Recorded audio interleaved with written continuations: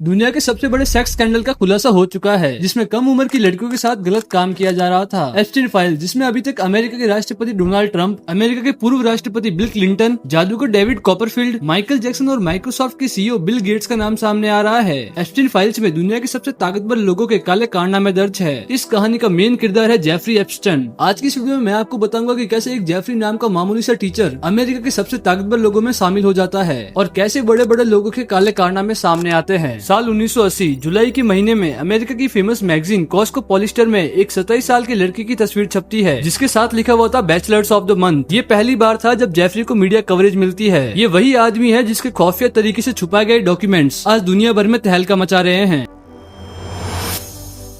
America के एक ports school का नाम डेल्टन है। इस स्कूल में अमेरिका के बड़े बड़े लोगों के बच्चे पढ़ने आया करते थे। उस टाइम पर इस स्कूल के प्रिंसिपल डोनाल्ड बार के ऑफिस में सन 1974 में एक 21 साल का लड़का नौकरी मांगने के लिए आता है। उसने न्यूयॉर्क यूनिवर्सिटी से पढ़ाई की थी, पर उसने अपनी पढ़ाई पूरी नहीं की और डिग्री बीच में ही छोड़ दी थी। मतलब उसके पास ना कोई डिग्री थी और ना ही एक्सपीरियंस। फिर भी उसे मैथ्स और फिजिक्स पढ़ाने की जॉब मिल जाती है। कुछ समय तक यहाँ पे सब कुछ सही चलता है, लेकिन कुछ समय बाद ही ये टीचर गलत कारनामों के लिए हाईलाइट होने लगता है। इस टीचर पर ये आरोप लगने लगते हैं कि इस स्कूल में पढ़ने वाली नाबालिग लड़कियों के साथ ये छेड़छाड़ कर रहा है। इन्हीं सब हरकतों को देखते हुए इस टीचर को उस स्कूल से निकाल दिया जाता है और ये टीचर और कोई नहीं बल्कि जेफरी एप्स्टीन ही था। लेकिन जेफरी ने स्कूल में रहते रहते पेरेंट टीचर कॉन्फ्रेंस में एल ग्रीनबर्ग को अपनी बातों में फंसा लिया था। एल ग्रीनबर्ग बियर स्टेक नाम के एक इन्वेस्टिंग बैंक के एग्जीक्यूटिव डायरेक्टर थे। उसके चलते जेफरी को भी बियर स्टेट में नौकरी मिल जाती है। यहाँ पर वो एक जूनियर असिस्टेंट के तौर पर काम स्टार्ट करते हैं, लेकिन सिर्फ 4 साल में वो इस कंपनी के लिमिटेड पार्टनर भी बन जाते हैं। लेकिन यहाँ पे भी वो ज्यादा दिन तक टिक नहीं पाते। सन 1981 में उसे यूनाइटेड स्टेट सिक्योरिटी एक्ट के रेगुलेशन डी का उल्लंघन करते हुए पकड़ लिया जाता है और उसे इस कंपनी से भी निकाल दिया जाता है। इस कंपनी से निकाल दिए जाने के बाद एप्स्टीन खुद की कंपनी बनाने के बारे में सोचते हैं, लेकिन किस्मत इन्हें कहीं और ही ले जाना चाहती थी। एप्स्टीन की मुलाकात होती है उस समय के लंदन के सबसे बड़े हथियारों की तस्करी करने वाले अदनान खाशोगी से। अदनान खाशोगी ईरान के हथियारों को इराक तक पहुँचाने का काम किया करता था और एप्स्टीन ने उसका भरोसा जीत लिया और वो उसके पैसों को मैनेज किया करता था। कुछ टाइम तक यहाँ पे सब कुछ सही चलता है, लेकिन एप्स्टीन के पास एक फेक ऑस्ट्रेलियन पासपोर्ट भी मिलता है, जिस पर उसका फेक नाम और फेक डिटेल्स थी। एप्स्टीन अपने करीबी लोगों को बताता है कि वो एक सीआईए का एजेंट है और वो अंडरकवर रहकर काम कर रहा है। सब कुछ एप्स्टीन के लिए सही चल रहा था, लेकिन फिर उसकी मुलाकात होती है स्टीफन हॉफरबर्ग से और ये मुलाकात करवाने वाला और कोई नहीं बल्कि डगलस लीज ही था। डगलस लीज खुद एक सीआईए का एजेंट था। हॉफरबर्ग टावर फाइनेंस नाम की एक कंपनी चला रहे थे और वो जेफरी को एज ए असिस्टेंट हायर कर लेते हैं। सब कुछ यहाँ पे फिर से एक बार सही होने लगता है, लेकिन 1993 में टावर फाइनेंस का सच सबके सामने आ जाता है। सबको ये पता चल जाता है कि ये कंपनी एक चिट फंड की तरह काम कर रही है। मतलब इस कंपनी में आए हुए पैसों को कहीं भी इन्वेस्ट नहीं किया जा रहा, बल्कि उन्हें घुमा फिरा कर इन्वेस्टर्स को फेक प्रॉफिट दिखाया जा रहा है। ये न्यूज जैसे ही सामने आती है, हजारों इन्वेस्टर्स रातों रात कंगाल हो जाते हैं और उनके साथ $450 मिलियन